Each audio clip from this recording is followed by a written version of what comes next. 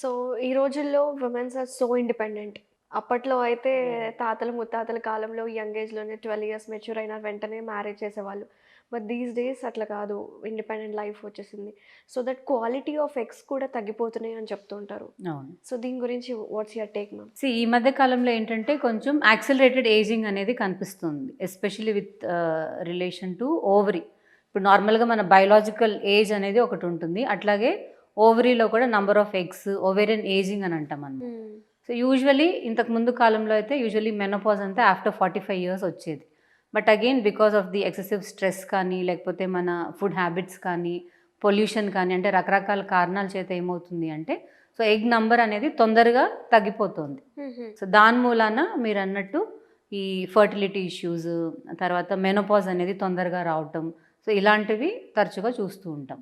So, let's talk about this pelvic floor disorders. అసలు pelvic floor డిజార్డర్స్‌లో ఏమేమి include అయ్యి ఉంటాయి మేడం? పెల్విక్ ఫ్లోర్ డిజార్డర్స్ అంటే బేసిక్‌గా పెల్విక్ ఫ్లోర్‌కి సంబంధించిన ప్రాబ్లమ్స్ అనమాట. హ్మ్. సో, పెల్విక్ ఫ్లోర్ అనేది అది యూజువల్లీ మన యూరినరీ ప్యాసేజ్, తర్వాత మన రీప్రొడక్టివ్ సిస్టమ్ అంటే మన యూట్రస్ దాన్ని సపోర్ట్ చేస్తూ, తర్వాత మన మోషన్ కెనాల్ అంటాం. దాన్ని రెక్టమ్ ఏనల్ కెనాల్ అంటాము. సో, దాని ఆర్గన్స్‌నంతా సపోర్ట్ సిస్టమ్ లాగా ఒక పెల్విక్ ఫ్లోర్ అనేది ఒక స్ట్రాంగ్ మజిల్ ఉంటది. ఓకే. ఆ మజిల్‌లో ఏమైనా ప్రాబ్లమ్స్ వచ్చినప్పుడు దాని ఎఫెక్ట్ అనేది ఈ ఆర్గన్స్ పైన కనిపిస్తూ ఉంటది. అంటే యూరిన్ రిలేటెడ్ ఇష్యూస్ అంటే యూరిన్ ఆపుకోలేకపోవటము, తర్వాత యూరిన్ ఫ్రీగా వెళ్ళలేకపోవటము, తరచుగా యూరిన్ ఇన్ఫెక్షన్స్ అవ్వటము, అట్లాగే తర్వాత యూట్రస్ అనేది కిందకి జారటము, ప్రొలాప్స్ హ్మ్. అంటాము. హ్మ్. హ్మ్. సో, అది one of the problem we see. తర్వాత ఈవెన్ మోషన్ కంట్రోల్‌లో కూడా ఒక్కొక్కసారి ప్రాబ్లమ్స్ రావచ్చు. దాన్ని ఫీకల్ ఇన్‌కాంటినెన్స్ అంటాము. సో, ఇవంతా యూరోగైనకాలజీ అండ్ పెల్విక్ ఫ్లోర్ డిజార్డర్స్ కింద మేము చూస్తూ ఉంటాం. సో, ఆల్ దిస్ ఇవన్నీ ఒక ఏజ్ రిలేటెడ్‌లోనే కనిపిస్తాయి కదా! యూజువల్లీ ఏజ్ ఒక రిస్క్ ఫ్యాక్టర్ దీనికి. ఏజ్ పెరిగే కొద్దీ అండ్ దెన్ ప్రెగ్నెన్సీ, డెలివరీస్, తర్వాత మెనోపాజ్ గానీ, అట్లాగే ఒబెసిటీ ఇవంతా రిస్క్ ఫ్యాక్టర్స్ అనమాట. Pelvic floor disorders. But pregnancy టైమ్‌లో ఇలాంటి ఇష్యూస్ ఉంటాయా? యూరినరీ ఇన్‌కాంటినెన్స్ కావచ్చు, ఫీకల్ ఇన్‌కాంటినెన్స్ కావచ్చు ఉంటాయా? That's a very good question. ప్రెగ్నెన్సీలో కూడా చాలామంది ఈ ప్రాబ్లమ్స్‌ని ఫేస్ చేస్తూ ఉంటారు. హ్మ్. బికాస్ మనకి ప్రెగ్నెన్సీలో తెలుసు there is an extra load అనమాట. హ్మ్. హ్మ్. సో, మన బాడీలో ఆ పెల్విక్ ఫ్లోర్ పైన ఎస్పెషల్లీ పెల్విక్ ఫ్లోర్ పైన చాలా ఎక్స్‌ట్రా లోడ్ అనేది పడుతుంది. సో, ఆ లోడ్ మూలాన ఏమవుతుందంటే డెఫినిట్‌గా మజిల్ పైన ఎఫెక్ట్ అనేది కనిపిస్తుంది. అందుకోసమే చాలామంది డ్యూరింగ్ ప్రెగ్నెన్సీలో యూరిన్ అర్జెన్సీ కానీ, తర్వాత దగ్గినప్పుడు అలాగా యూరిన్ లీక్ అవ్వడం కానీ, ఇలాంటి ఇష్యూస్ తరచుగా కంప్లెయింట్ చేస్తా ఉంటారు. అసలు సాధారణంగా ఒక మహిళ ప్రెగ్నెన్సీ టైమ్‌లో especially pelvic floor disorders face చేసే ప్రాబ్లమ్స్ ఏంటో ఒక్కసారి మీ మాటల్లో? సో, ప్రెగ్నెన్సీ అప్పుడు ఏమవుతుందంటే పెల్విక్ ఫ్లోర్ పైన ఒక ఎక్స్‌ట్రా ప్రెషర్ ప్రెషర్ అండ్ పడుతుంది. ఎక్స్‌ట్రా వెయిట్ అనేది ఉంటుందనమాట. సో, యూట్రస్ వెయిట్ కానీ, బేబీ వెయిట్ కానీ ఇవంతా కూడా పెల్విక్ ఫ్లోర్ అనేదే that has to carry that weight. So, దీని మూలాన ఏమవుతుంది అంటే కొంచెం మజిల్స్ అనేది కొంచెం స్ట్రెచ్ అవ్వడము, కొంచెం వీక్ అవ్వడం అనేది జరుగుతుంది. సో, ఈ లోడ్ మూలాన కొంచెం యూరినరీ కంట్రోల్‌లో కొంచెం ఏదైనా ఇష్యూస్ అనేది కనిపించొచ్చు. ఎస్పెషల్లీ యూరిన్ ఆపుకోలేకపోవటము, తర్వాత యూరిన్ ఎక్కువ ఫ్రీక్వెంట్‌గా వెళ్ళడము, తర్వాత యూరిన్ అర్జెంట్‌గా అనిపించడము, తర్వాత కొంతమందికి రిపీటెడ్ యూరిన్ ఇన్ఫెక్షన్స్ కూడా అవుతుంది. లైక్ ప్రెగ్నెన్సీలో అది కూడా one of the risk factor. తర్వాత యూరిన్ దగ్గినప్పుడు, తుమ్మినప్పుడు మజిల్ వీక్ అయినందుకు ఒక్కొక్కసారి యూరిన్ అనేది లీక్ అవుతుంది. ఓకే. సో, ఇవి కామన్‌గా మేము చూసే ఇష్యూస్ అనమాట during pregnancy. So, does it last for long duration ఉంటుందా? యూజువల్లీ ప్రెగ్నెన్సీలో వచ్చే ఈ ప్రాబ్లమ్స్ అనేది after delivery most of them maybe by 6 months or so చాలా మటుకు అది రికవర్ అయిపోతుంది.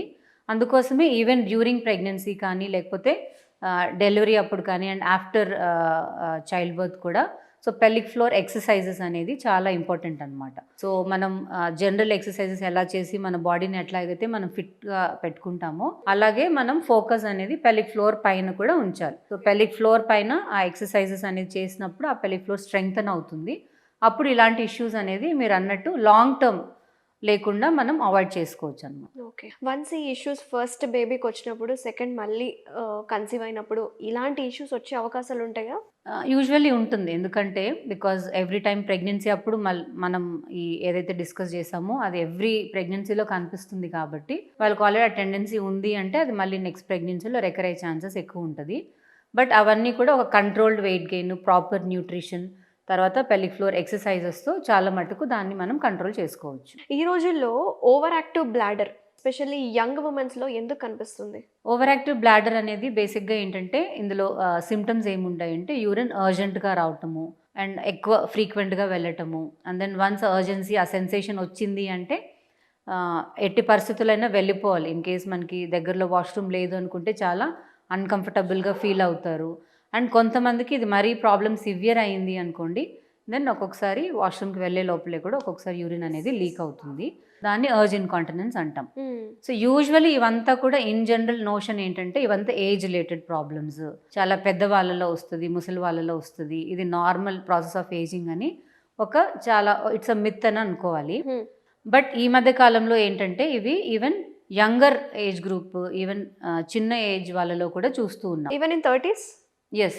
Even in there early 20s కూడా చూస్తున్నాము. ఓహ్! సో, అగైన్ దీనికి రీజన్ ఏమై ఉండొచ్చు అంటే, ఒకటి వాటర్ ఇంటేక్ సరిగ్గా తీసుకోకపోవటం. అడిక్వేట్ వాటర్ ఇంటేక్ అనేది కూడా యూజువల్లీ యూరిన్ అనేది సఫిషియెంట్‌గా డైల్యూట్ అవ్వాలి. ఎందుకంటే మన బాడీలో ఉన్న వేస్ట్ అంతా యూరిన్ ద్వారానే బయటకు వెళ్తది. సో, ఒకవేళ మీరు వాటర్ తక్కువ తీసుకున్నారనుకోండి ఏమవుతుంది, ఆ యూరిన్ అనేది ఏదైతే ప్రొడ్యూస్ అవుతుందో అందులో కెమికల్స్ అనేది బాగా కాన్సంట్రేటెడ్‌గా ఫార్మ్ అవుతది. సో, అలాంటి ఆ యూరిన్ అనేది బ్లాడర్‌ని ఇరిటేట్ చేస్తుంది. సో, దానివల్ల అర్జెన్సీ అనేది కొంతమందికి కనిపించొచ్చు. ఇంకా చాలా టీ, కాఫీ ఎక్కువ అలవాటు ఉన్న వాళ్ళకి, తర్వాత కార్బనేటెడ్ డ్రింక్స్, కూల్ డ్రింక్స్ ఇట్లాంటి కెఫినేటెడ్ డ్రింక్స్ ఇవన్నీ కూడా కొంచెం బ్లాడర్‌ని ఇరిటేట్ చేస్తది. సో, ఇదేదైనా ఎక్కువ అలవాటు ఉన్నప్పుడు స్మోకింగ్, ఎస్పెషల్లీ ఇప్పుడు కరెంట్ జనరేషన్ ఆ వెస్టర్న్ ఇన్‌ఫ్లూయెన్స్‌తో స్మోకింగ్ ఇవన్నీ కూడా అలవాటు చేసుకుంటున్నారు. స్మోకింగ్ కూడా one of the risk factor for urine urgency and incontinence problems. Oh my God!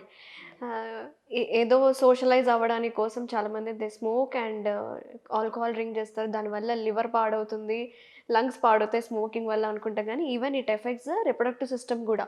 Yes, definitely. Ectopic pregnancy వల్ల చనిపోతారంటారు. నిజంగా చనిపోతారా మేడం? నార్మల్‌గా ప్రెగ్నెన్సీ అనేది మనకి యూట్రస్ లోపల జరిగే చేంజెస్ అనమాట. ఎక్టోపిక్ అంటే యూట్రస్ బయట అయినప్పుడు దాన్ని ఎక్టోపిక్ ప్రెగ్నెన్సీ అంటాం. ఇప్పుడు యూట్రస్ లోపల జరిగే ఆ చేంజెస్‌కి ఆ ప్రెగ్నెన్సీ 9 మంత్స్ కంటిన్యూ అయ్యేదానికి భగవంతుడు మనకొక సిస్టమ్‌ని క్రియేట్ చేశాడు. బట్ అదే ఆ ప్రెగ్నెన్సీ అనేది యూట్రస్ బయట అయిందనుకోండి, అక్కడ మనకి ఆ ప్రెగ్నెన్సీ గ్రో అవ్వడానికి స్పేస్ ఉండదు. సో, డెఫినెట్‌గా అట్ సమ్ పాయింట్ అది రప్చర్ అవుతుందనమాట. సో, అట్లా రప్చర్ అయినప్పుడు మనం టైమ్‌లీ డయాగ్నోసిస్ చేయలేదన్నా, రప్చర్ అయినప్పుడు వెంటనే అది చూసుకోలేదు అన్నప్పుడు, దెన్ ఆ రక్తస్రావం అనేది ఎక్కువ అయినప్పుడు దెన్ లైఫ్ థ్రెటనింగ్ అంటే మీరన్నట్టు ఒక్కొక్కసారి ఈవెన్ డెత్ కూడా మనం చూడొచ్చు.